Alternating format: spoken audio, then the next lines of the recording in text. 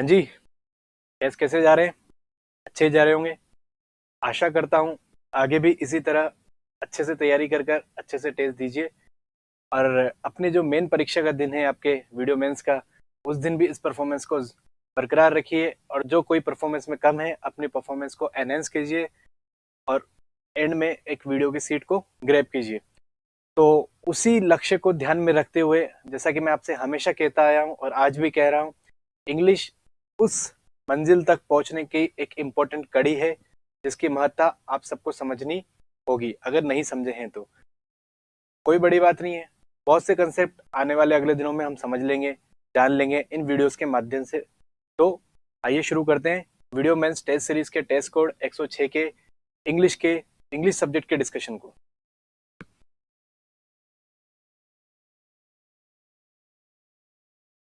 तो जो पहला क्वेश्चन है हमारा, placing a thing beside another contrasting effect. तो ये बेसिकली जो वन वर्ड सब्स्टिट्यूशन होता है, ये उसका प्रश्न है। ये बोलना चाह रहा है, प्रश्न कहना चाह रहा है कि एक वस्तु है जिसको यदि हम किसी दूसरी वस्तु के पास में रखते हैं, कीवर्ड क्या है यहाँ पर? कॉन्ट्रास्टिंग इफेक्ट, मतलब मिलता जुलता सा। एक कॉन्ट्रास्टिंग इफेक्ट जब देगा, ऐसी चीजों को जब आपस में रखा जाएगा तो उसके लिए क्या टर्म यूज किया जाता है? तो उसके लिए किया जाता है जक्स्टापोज। जक्स्टापोज। दूसरे वर्डों के बारे में जान लेते हैं। तो इटिनरी होता है आपका, आप जैसे भविष्य में कोई यात्रा का प्लान कर रहे हैं तो यात्रा का, आप कोई प्लान कर रहे हैं, प्रोग्राम बना रहे हैं, तो वो इटिनरी में अंदर आ गया। मेमोरीज की हम बात करें तो जो गुड मेमोरीज होती है उनका कलेक्शन को यह शब्द बताता है। चलिए अगले प्रश्न की ओर हम चलते हैं। One who settles in another country. तो यहाँ से आई मीन टू से एक जगह से दूसरी कंट्री में जाकर सेटल होने की अवस्था के बारे में यह प्रश्न जानना चाह रहा है। तो इसके लिए सीधा सा आंसर होता है इमिग्रेंट। कई दफा आपने सुना होगा, जब आप पासपोर्ट के बारे में सुनते हैं, वीजा के बारे में सुनते हैं, तो इमिग्रेंट शब्द काफी चर्चाओं में रहता है, काफी सुनने में मिलता है। यूएसए ने जब वीजास के नॉर्म्स के अंदर चेंज किया था रिसेंट में, तो उस वजह से भी इमिग्रेंट शब्द काफी बार चर्चाओं में सुनने में आया था। इसीलिए मैं हमेशा कहता हूं, यदि आप अंग्रेजी का न्यूज़पेपर पढ़ते चल रहे हैं, उसका एक पेज भी पढ़ते चल रहे हैं, तो कई सारे अंग्रेजी के प्रश्नों को तो आप बड़ी ही आसानी से उनका उत्तर पा लेंगे, बड़ी ही आसानी से उनको सॉल्व कर देंगे और औरों से एक कदम आगे बढ़ने के लिए अग्रसर होंगे परीक्षा में। चलिए और शब्दों के बारे में हम जान लेते हैं। जैसे एमिनेंट, एमिनेंट होता है आपका प्रख्यात, ठीक है। ये यहाँ पर पूछा गया था जो दूसरी कंट्री में जाकर सेटल होता है, तो इसलिए इमिग्रेंट आया। इमिग्रेंट और एमिग्रेंट से कंफ्यूज नहीं होना है। एमिग्रेंट जो होता है वो दूसरी कंट्री में जाने वाला, और वहां जब सेटल हो गया तो ये इमिग्रेंट, ठीक है। चलिए अगले प्रश्न की ओर हम चलते हैं। A man who hates marriage. तो उसके बारे में पूछा जा रहा है, जो व्यक्ति शादी को, विवाह को हेट करता है, उससे घृणा करता है, उस व्यक्ति के बारे में पूछा जा रहा है। तो मिसोगेमिस्ट, मिसोगेमिस्ट। तो इसी तरीके से और शब्दों के बारे में हम जान लेते हैं। बाइगट की हम बात करें तो धार्मिक कट्टर जो होता है उसे बाइगट कहा जाता है। धार्मिक कट्टर। विडोवर, विधुर को कहा जाता है। जिस व्यक्ति की पत्नी मर गई वो विडोवर। और पॉलिएंड्रिस्ट, एक से अधिक पुरुषों से जब विवाह किया जाता है एक महिला के द्वारा, तो पॉलिएंड्रिस्ट शब्द का प्रयोग किया जाता है। इसी जगह यदि आपसे पूछ लिया जाता एक से अधिक पुरुषों से विवाह करने की स्थिति को क्या कहा जाता है, तो उसको पॉलिएंड्री।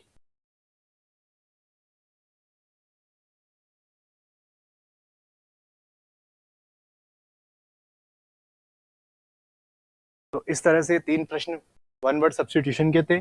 चलिए अगले प्रश्न की ओर हम चलते हैं। तो मैच द फॉलोइंग है, वर्ड है और उसका एक्सप्लेनेशन है। काफी हद तक सिनोनिम से पे बेस्ड ये क्वेश्चन है।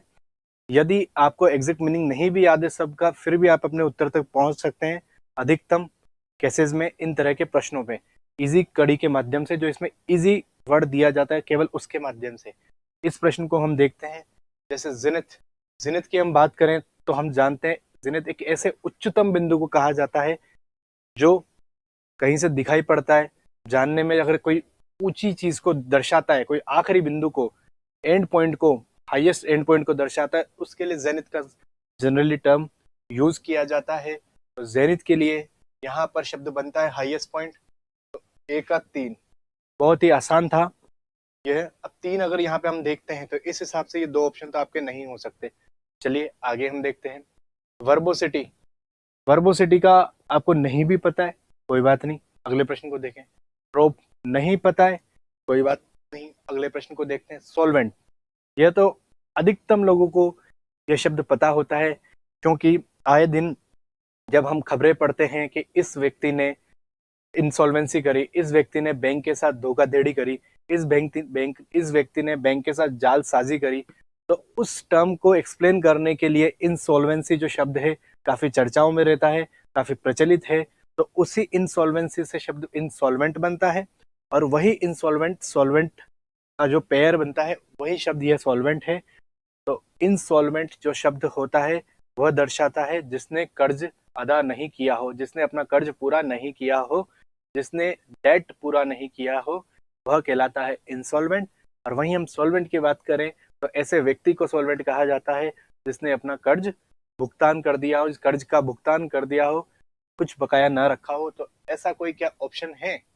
तो a group of artist being able to pay one's debt. तो यहाँ से हमें पता चला 3 और 1 यहाँ पे ऑप्शन बनते हैं। 3 और 1, यहाँ भी 1 है, यहाँ भी 1 है, यहाँ भी 1 है। तो आपके सामने फिर वही समस्या, अब आपको एक वर्ड पता होना आवश्यक है। मैं ये नहीं कहता कि हर एक वर्ड को आपने जान लिया या किसी भी एक वर्ड को जान लिया तो आप अपने उत्तर तक पहुंच जाएंगे, लेकिन जिस तरह से हमने 2 ऑप्शन को रिजेक्ट किए, तो यदि आपको ऐसी स्थिति में तुक्का लगाना भी पड़े, ऐसी स्थिति में आप आन पड़ते हो, तो आपके पास 50% चांसेस आंसर के सही होने के आपने इंप्रूव कर लिए हैं। तो इस तरह के क्वेश्चनों को कभी छोड़ना नहीं है कि हमें तो नहीं पता चारों शब्द क्या होंगे, हम तो सिर्फ एक ही जानते हैं, हम तो सिर्फ 2 ही जानते हैं, क्या पता केवल एक के जानने से आपका उत्तर हो जाता, क्या पता, हमें नहीं पता ना। तो इसलिए अगले ओर के हम चलते हैं, वर्बोसिटी। यदि आप न्यूज़पेपर पढ़ते होंगे तो ये शब्द काफी चर्चाओं में आता है। जब हम एडिटोरियल पेज को पढ़ते हैं, अधिकतम शब्दों का अधिकतम बार प्रयोग करना, जालसाजी करना शब्दों के माध्यम से, उस जगह पे शब्द को, उस स्थिति को एक्सप्रेस करने के लिए शब्द को यूज किया जाता है। तो इस हिसाब से यूज ऑफ एक्सेसिव वर्ड इसका उत्तर हो जाता है। तो 3 4 बचा हुआ 2, 3 4 2 1 की हम बात करें तो हमारा उत्तर बी हो जाता है। तो ट्रोप का मतलब हो गया अ ग्रुप ऑफ आर्टिस्ट। चलिए अगले प्रश्न की ओर हम आते हैं। तो आपको इनकरेक्ट, जैसा कि मैंने आपको पहले भी कहा है, जब भी एग्जामिनर द्वारा इस तरह के प्रश्न पूछे जाते हैं तो इन कीवर्ड्स को अवश्य रूप से आपको मार्क करना है, ताकि सिली मिस्टेक्स ना हो और आता हुआ प्रश्न आपका गलत नहीं हो।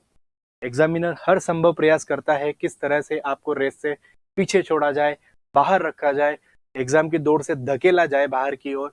तो हमें उस चतुराई को समझना है, उसमें जो सिली मिस्टेक्स होती हैं उनसे दूर रहकर हमारे प्रश्नों को सही करते चले जाना है। चलिए प्रश्न की ओर लौटते हैं। तो इनकरेक्ट मैच बताना है आपको वन वर्ड सब्स्टिट्यूशन का, ठीक है। तो इनसोम्निया, जब व्यक्ति रात को नहीं सही से सो पाता है तो उस स्थिति को कहा जाता है इनसोम्निया। काफी चर्चाओं में रहता है इनसोम्निया, रतौंधी, इस टाइप के कैटरैक्ट, इस टाइप की जो डिजीजेस होती हैं काफी आम बोलचाल में काफी यूज होती हैं। तो आपसे अपेक्षा की जाती है कि इन शब्दों को आप जाने, पहचाने, ठीक है। तो ए तो हमारा उत्तर नहीं हो सकता। चलिए बचे 3 ऑप्शन। इजी ऑप्शन को पहले देखेंगे अपन। रेप्लिका, जो उसकी बिल्कुल हूबहू नकल होती है किसी वस्तु की, किसी चीज की, तो वो कहलाता है उसका replica. An exact copy of something, तो ये भी हमारा उत्तर नहीं हो सकता क्योंकि सही है। तो फिर इन 2 में से ही कोई एक होगा, ये तो हमें पता चल गया, ठीक है। अब बचा आपका गुलेबल, ठीक है। तो जिस व्यक्ति को आसानी से बेवकूफ बनाया जा सके, जिस व्यक्ति को आसानी से मूर्ख बनाया जा सके, उस व्यक्ति के लिए प्रयोग किया जाता है गलिबल टर्म।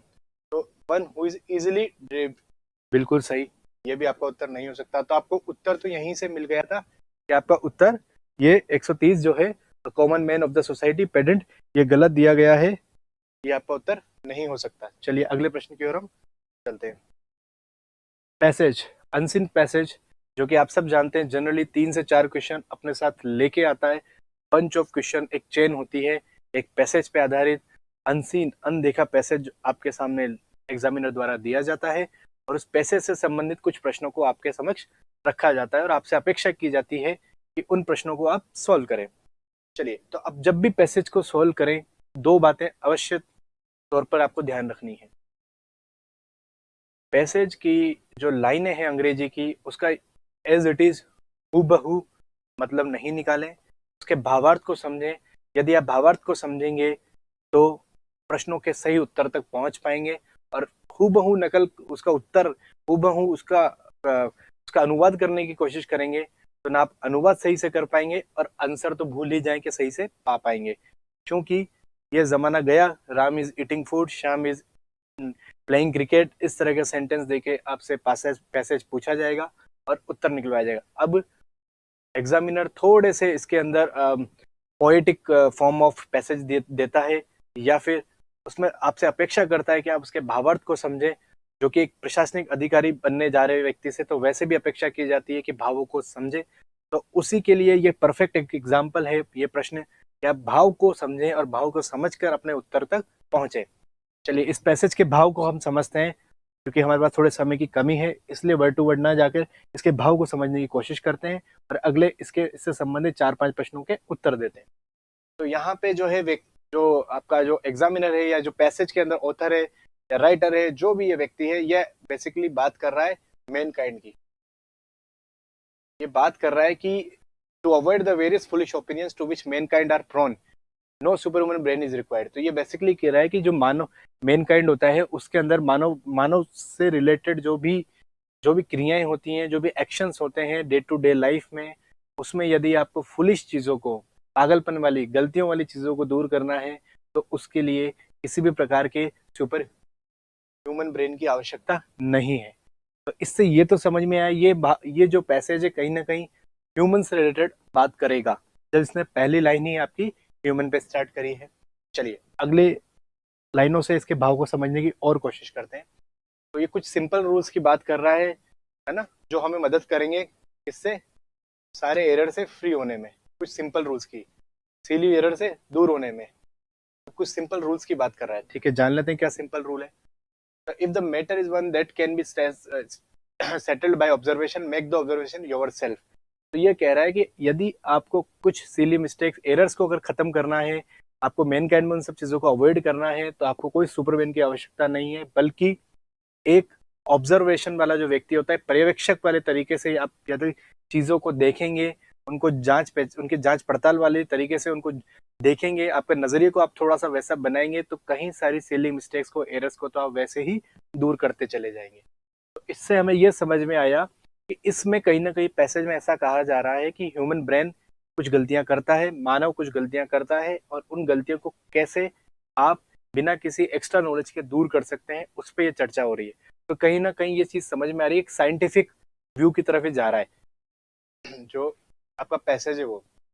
चलिए, एग्जाम्पल के लिए अरिस्टोटल की बात करिए। अरिस्टोटल जो है कुछ एक मिस्टेक्स है वो भी अवॉइड कर सकता था, जैसे कि महिलाओं के क्यों पुरुषों से कम दांत होते हैं, वो सब अवॉइड कर सकता था। कैसे?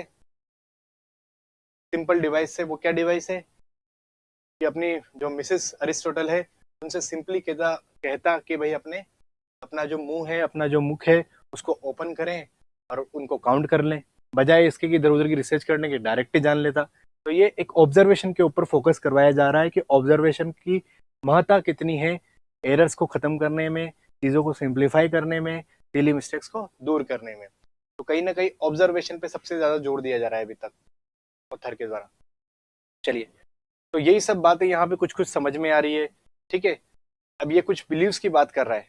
ठीक है, कुछ बिलीव्स की बात कर रहा है, जैसे I believe my self that, ये खुद बिलीव करता है क्या कि जो हेज होग्स है वो खाते हैं ब्लॉक बीटल्स को। ब्लॉक बीटल्स कुछ है, कीड़ा होगा, जानवर होगा, जो भी होगा उसको खाता है हेज होग्स, ऐसा कुछ ये मान के चल रहा है, ऐसा ये मानता है। क्यों? क्योंकि इसको कहा गया था कि वो ऐसा करते हैं। इसको नहीं पता वो करते या नहीं करते, लेकिन इसको कहा गया था।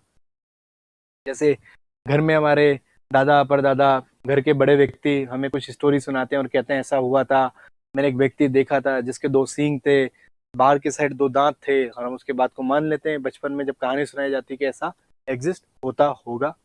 तो वैसा ही कुछ ये बताने की कोशिश कर रहा है यहाँ पर ऑथर, और क्योंकि उसको ऐसा कहा गया था तो वही सब ये चीजें यहाँ पे बताना चाह रहा है कि क्यों हम किसी की बात को मान के चीजें करने लग जाते हैं, कैसे ऑब्जर्वेशन चीजों को दूर करने में मदद करता है। तो ओवरऑल पैसेज इस तरफ जाता सा दिख रहा है, दिस राइट अरिस्टोटल। चलिए वही सब बातें यहाँ चल रही है, सेम अरिस्टोटल का एग्जांपल कोट करके कर रहा है, कोई दिक्कत नहीं, देखेंगे क्वेश्चन में यूज होगा तो अपन करेंगे, वरना आगे इसके भावार्थ को समझने की कोशिश करते हैं।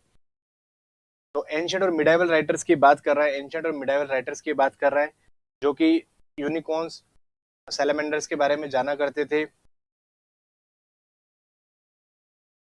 लेकिन उनको किसी ने अभी तक नहीं देखा था और उनके बारे में जाना करते थे, तो उसके बारे में थोड़ा सा बता रहा है। चलिए, ऑल दो ये पैसेज का एक छोटा सा पार्ट है, तो इससे ओवरऑल हमें जो जिस्ट समझ में आवे यही है कि मैन काइंड में ऑब्जर्वेशन की महत्ता क्या होती है, उसको समझाने के लिए इसने एंशिएंट और मिडाइवल राइटर्स की थॉट्स की थोड़ी सी हेल्प ली है, अरिस्टोटल के थॉट्स की थोड़ी सी हेल्प ली है। अब इससे संबंधित क्वेश्चनों को हम देखेंगे।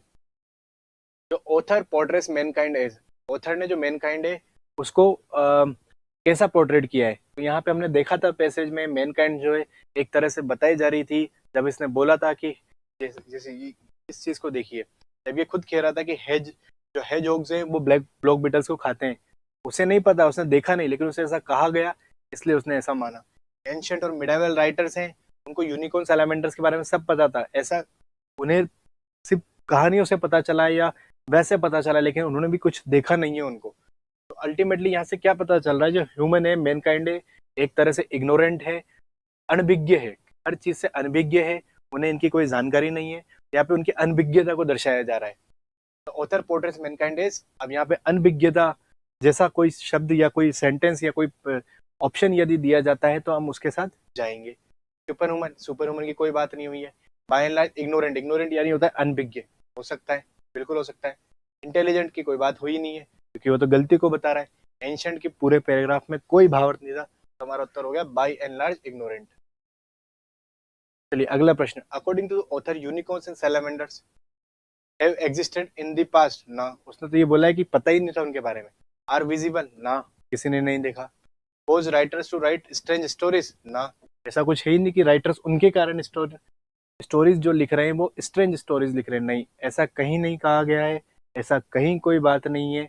बस उसने ये कहा कि राइटर्स उन पे स्टोरी लिखा करते थे और वो जो स्टोरी होती थी वो लिखी तो गई, लेकिन उन क्रिएचर्स को किसी ने देखा नहीं, तो नेवर रियली एग्जिस्टेड, बिल्कुल सही, यही बात उन्होंने कही थी। तो अगले प्रश्न की ओर चलते हैं। The author implies that, author क्या इम्प्लाइज कर रहा है इसमें, तो देखते हैं। He has never seen hedgehogs eating beetles, बिल्कुल उसने ऐसा कहा था उसमें, उसने कभी उनको खाते नहीं देखा, उसने उसे ऐसा कहा गया था इसलिए उसने ऐसा माना था। hedgehogs eat only black beetles, नहीं, ऐसा वो नहीं कह रहा, उसे कहा गया है, ऐसा वो नहीं कह रहा ऐसा होता ही है, तो ये तो नहीं है।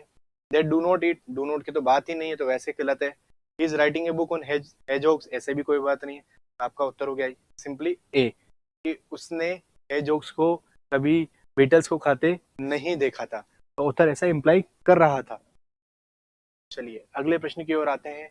The author is in favour of drawing conclusion on the basis of, तो जैसा कि मैंने आपको कहा कि पूरे पैराग्राफ में ऑथर ने एक ही बात कही है कि जो ओवरऑल मैनकाइंड है उसकी सीली मिस्टेक को हम ऑब्जर्वेशन के माध्यम से दूर कर सकते हैं। तो प्रश्न के अंदर ऑथर किसके फेवर में था, ऑब्जर्वेशन के, आपका ऑब्जर्वेशन उत्तर हो जाएगा डायरेक्ट। नेक्स्ट और लास्ट पैराग्राफ का प्रश्न, एटीट्यूड ऑथर का कैसा था, साइंटिफिक, क्योंकि हर जगह मिस्टेक्स को, एरर्स को कम करने की बात करी जा रही थी, साइंटिफिक एटीट्यूड यहाँ पर ऑथर का था। चलिए अगले प्रश्न की ओर हम आते हैं। इसमें बेसिकली आपको ब्रैकेट पार्ट को इम्प्रूव करने के लिए कहा जा रहा है, ठीक है, कर लेंगे। एरर संबंधित प्रश्न हैं, बहुत ही आसान प्रश्न होते हैं।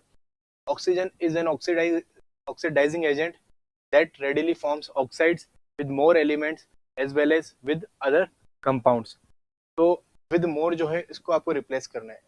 जो more होता है ये बेसिकली एक क्वांटिटी के साथ तो जुड़ता है, लेकिन कैसी, अनकाउंटेबल, जैसे मोर शुगर, मोर सॉल्ट, ठीक है, इस तरह से। लेकिन जब भी एक काउंटेबल पे हम जाएंगे तो most is the more suitable word, तो मोस्ट वाला कोई ऑप्शन है, मोर तो वैसे ही गलत, मोर वैसे ही गलत, विद मोस्ट आपका सही हो जाएगा। ठीक है, तो ऑक्सीडाइजिंग एजेंट है ऑक्सीजन, जो कि रेडिली फॉर्म करता है ऑक्साइड से, क्या ऑक्साइड फॉर्म करता है किसके साथ, किसके साथ, with most of the elements. आपने देखा ही होगा लोहे के ऊपर जंग लगती है, क्यों लगती है, क्योंकि ऑक्सीजन उसका रिएक्ट करके ऑक्साइड बनाता है, आयरन ऑक्साइड बनाता है। साइंस में आपने पढ़ा होगा सिल्वर, कॉपर, सबका ऑक्सीडेशन होता है। तो इस प्रॉपर्टी को यूज करते हुए ये क्वेश्चन को बनाया गया है। अगले प्रश्न की ओर हम चलते हैं। You must have a hard life when you were a little boy. तो यहाँ पे जो है प्रश्न में कहा जा रहा है, एक स्थिति को बताया जा रहा है कि आपने एक बहुत हार्ड लाइफ जी होगी।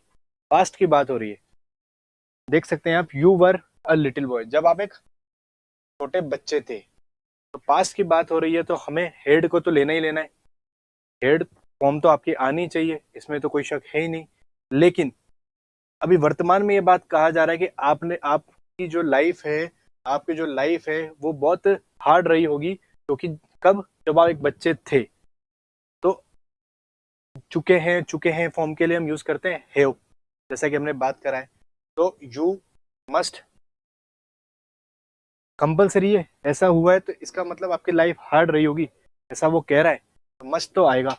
और जब भी मॉडल का प्रयोग प्रश्न में किया जाता है, तो मॉडल के साथ हमेशा वर्ब की फर्स्ट फॉर्म को हम यूज करते हैं, तो मस्ट के साथ हैव आएगा, इसमें कोई शक नहीं है। लेकिन इसके साथ थर्ड फॉर्म का यूज करना अत्यावश्यक है, तो मस्ट हैव हैड, क्योंकि उसके पास्ट में कुछ एक एक्सपीरियंसेस रहे होंगे, उन्हीं एक्सपीरियंसेस को ध्यान में रखे मस्ट हैव हैड को यूज किया जा रहा है। तो you must have had is the perfect answer for such type of questions. चलिए अगले प्रश्न की ओर हम आते हैं। प्लेस, तो यहाँ पे वन वर्ड सब्स्टिट्यूशन है। अपनी डिस्कशन के पहले फेज में भी हमने वन वर्ड सब्स्टिट्यूशन के कुछ एक प्रश्नों को देखा था, जो कि बहुत महत्वपूर्ण होते हैं। उसमें कई सारे टॉपिक्स आपके कवर होते जाते हैं, जैसे सिनोनिम, एरर, इवन जब पैसेज को भी आप सॉल्व करते हैं, तो वन वर्ड सब्स्टिट्यूशन कहीं ना कहीं ऑथर के द्वारा डायरेक्ट उस पैसेज में से पूछा जाता है।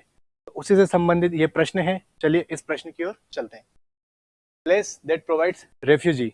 रेफ्यूजी मतलब आपको बोला जा रहा है उस जगह को क्या कहा जाता है जहाँ पे रेफ्यूजीज वहां पर आकर अपना स्थान लेते हैं, वहां पर रहते हैं, रुकते हैं, बैठते हैं, खाते हैं, कुछ दिन गुजारते हैं, जब तक उन्हें रहने लायक, रहने योग्य और कोई जगह मिलती है। तो असाइलम उस जगह को कहा जाता है। घर तो नॉर्मल वर्ड है जहाँ सब रहते हैं, तो ये तो इसका उत्तर नहीं हो सकता। शेल्टर की हम बात करें फिर भी संभावना बनती है। कंट्री तो कोई लेना देना ही नहीं है प्रश्न से। शेल्टर और असाइलम में से ज्यादा बेहतर शब्द है असाइलम। जब राजा महाराजा का समय हुआ करता था, जब शरणार्थी आया करते थे, एक राज्य से भागकर दूसरे राज्य में आकर शरण लिया करते थे, तो उस जगह से शब्द की उत्पत्ति हुई। तब असाइलम शब्द को बहुत अधिक यूज किया जाता था उस समय से, और तभी से इसके लिए असाइलम एक परफेक्ट वर्ड है। जब कोई शरणार्थी आपके यहाँ पे आकर शरण लेता है, asylum is the perfect word. चलिए अगले प्रश्न। One who is a citizen not of a country but of the world. तो एक व्यक्ति की बात करी जा रही है जो कहाँ का नहीं है, एक सिटीजन है। कहाँ का सिटीजन, कहाँ का सिटीजन नहीं है, केवल एक देश का सिटीजन नहीं है, बल्कि संपूर्ण ब्रह्मांड का सिटीजन है, संपूर्ण विश्व का सिटीजन है, संपूर्ण दुनिया का सिटीजन है। तो इस तरह के व्यक्ति के लिए एक शब्द जनरली यूज किया जाता है, उसे हम कहते हैं कॉस्मोपॉलिटियन। जो कॉस्मोपॉलिटियन शब्द है वह इसी अवस्था को दर्शाता है, जब एक व्यक्ति एक से अधिक देशों को, एक से अधिक सोसाइटीज को अपना मानता है, समझता है, अपना समझता है, अपनत्व का भाव रखता है। तो उसी भाव को दर्शाने के लिए पॉलिटिशियन या कॉस्मोपॉलिटियन जो शब्द है ये यूज किया जाता है। और शब्दों के हम देखें, फिलंथ्रोपिस्ट, जो मानवता से प्रेम करे, जो मानवता से प्रेम करे। जैसे जब हम देखते हैं, टेररिज्म की बात होती है, तो जो टेररिज्म होती है वो एंटी फिलंथ्रोपिस्ट एक्टिविटीज को बढ़ावा देती है। इसी तरीके से हम बात करें बोहेमियन, तो बोहेमिया शब्द से निकला है, जो ये बताता है एक ऐसे व्यक्ति के उस स्किल को बताता है, उस एटीट्यूड को बताता है जो अनकन्वेंशनल क्लोथिंग पैटर्न को फॉलो करते हैं। अनकन्वेंशनल क्लोथिंग पैटर्न से मतलब है चमकीला, भड़कीला, रंग बिरंगा सा या बिल्कुल डिफरेंट कपड़े पहनना जो अभी तक सोसाइटी में एग्जिस्ट ही नहीं किया करते थे। इस तरह के जो एक्सपेरिमेंट करते हैं उसके लिए यूज किया जाता है बोहेमियन। चलिए अगले प्रश्न की ओर हम लौटते हैं, जो कि है practice of employing spice in a war. तो जो गुप्तचर हुआ करते थे पहले के समय, वॉर के समय उनको भेजा जाता था ताकि वो वहाँ की मुख्य इंफॉर्मेशन को चुरा कर लाकर अपनी सेना में दें और उसका फायदा सेना द्वारा उठाया जा सके दूसरी सेना को युद्ध में हराने के लिए। तो इस तरह की जो अवस्था होती थी इसको एस्पिनज एस्पिनज कहा जाता था, जब आप शत्रु सेना के अंदर अपने गुप्तचरों को रख दिया करते थे उनके अंदर, ताकि उनकी इंफॉर्मेशन को वहां से चुराया जा सके। दो तीन शब्दों के बारे में और जान लेते हैं। एस्पेड्रिल को वो कहते हैं एक तरह का काइंड ऑफ शू, ये एक तरह का होता है काइंड ऑफ शू, ठीक है। प्लांट की बात करें तो जो समुद्र के किनारे, जो ओशियन के किनारे फ्लैट एरिया होता है, फ्लैट प्लेन एरिया होता है चलने के लिए, उसके लिए ये वर्ड यूज किया जाता है। इस तरह से जो है हमारे इंग्लिश की जो discussion video mains test series 106 की कोड 106 के जो इंग्लिश के क्वेश्चंस थे उनकी सीरीज खत्म होती है। आशा करता हूँ आपने डिस्कशन एंजॉय किया होगा। यदि आपने एंजॉय किया है तो प्लीज़ इस वीडियो को लाइक करें, सब्सक्राइब करें चैनल पे यदि आप नए हैं तो, और बेल आइकन को प्रेस करें ताकि आपको हमारे द्वारा दी जाने वाली अगली सभी वीडियोस आपको पहले ही उनका नोटिफिकेशन मिल जाए और आप उनसे अपने मेन एग्जाम से पहले अधिक कंसेप्ट्स को क्लियर कर पाएं। Thank you so much.